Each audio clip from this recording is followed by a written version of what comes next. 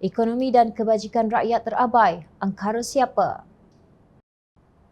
Apabila politik masuk ikut pintu, ekonomi akan lari ikut tingkap. Itulah yang berlaku apabila pemimpin membenarkan politik campur tangan secara terbuka dalam ekonomi negara. Maka ekonomi keluar mengikut mana-mana ruang yang boleh dibolosinya dan kita sukar menahannya. Inilah yang berlaku setelah 39 ahli parlimen melompat parti sejak pilihan raya umum ke-14 yang akhirnya menjadi punca kerajaan yang sah tumbang. Lalu natijahnya, satu demi satu syarikat gergasi antarabangsa melencong ke negara jiran untuk membuat pelaburan. Ini termasuk yang telah berada di negara ini ataupun yang sedang mencari ruang perniagaan yang baharu. Maka ratusan ribu rakyat kehilangan mata pencarian. Lebih mudah untuk menyalahkan COVID-19. Mengapa ekonomi kita menjadi lembab dan harga barangan dan perkhidmatan terus mencanak naik.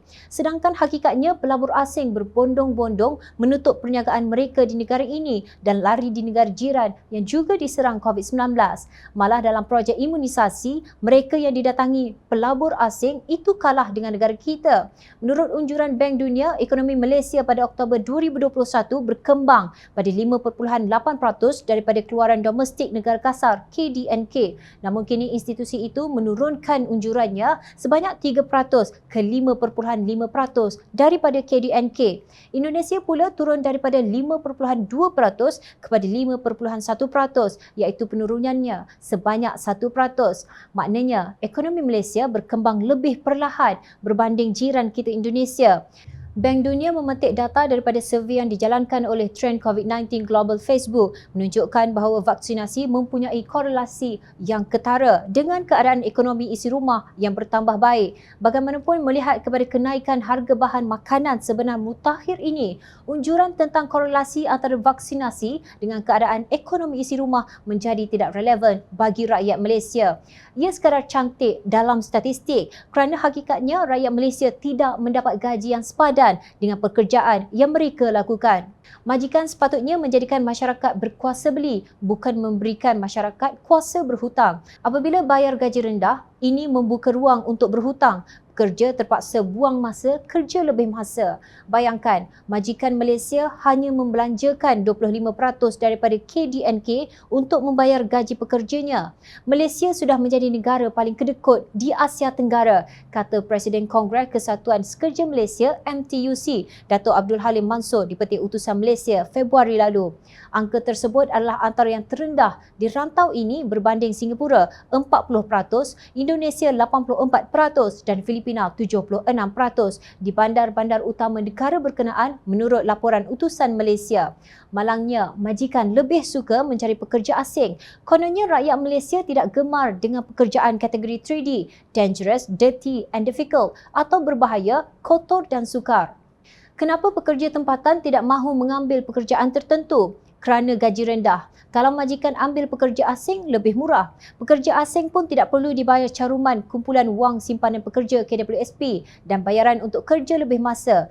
Pekerja adalah aset, tulang belakang negara. Jika kebajikan tenaga kerja diutamakan, pastinya majikan akan mendapat pulangan lebih baik. Orang sekarang mencari kerja yang ada prospek dan ada inovasi. Kenaikan gaji minimum ini bukan permintaan, ia satu keperluan.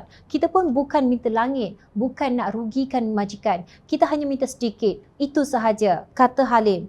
Hari ini ternyata kuasa beli rakyat sudah terjejas. Perdana Menteri Datuk Seri Ismail Sabri Yaakob telah mengumumkan bahawa gaji minimum telah dinaikkan kepada RM1,500 sebulan.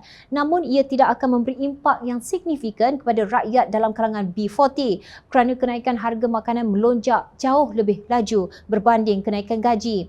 Ahli Parlimen Katak Politik pula hanya tahu melompat demi mendapatkan ghanimah untuk diri sendiri tetapi tidak tahu bertanggungjawab terhadap ekonomi dan kebajikan rakyat setelah mendapat kuasa. Itulah senario yang berlaku di negara ini jika lompatan katak politik tidak dihentikan secara tuntas. Ingat, rakyat akan sentiasa memerhati.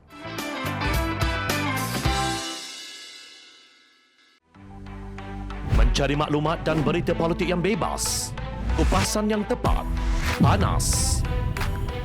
Dapatkannya secara eksklusif hanya di Jom Channel.